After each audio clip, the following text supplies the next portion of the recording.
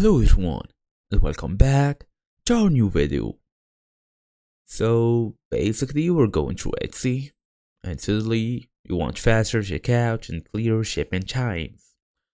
So you should just go ahead and try to edit your shipping profile to make it easier for you.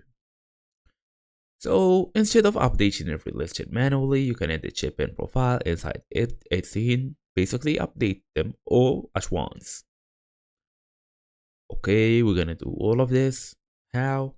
Including the shop manager. So, as I always tell you, shop manager is basically everything within Etsy.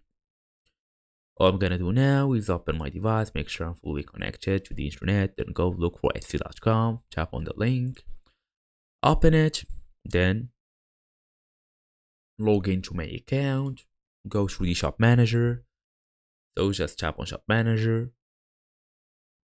It will take you automatically to a new other window that you can basically see settings, tap on settings, then shipping settings.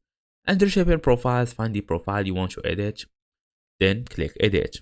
Update processing times, delivery estimates, companies that basically will deliver, or even the pricing, and click on save. All listings used in that profile will update automatically.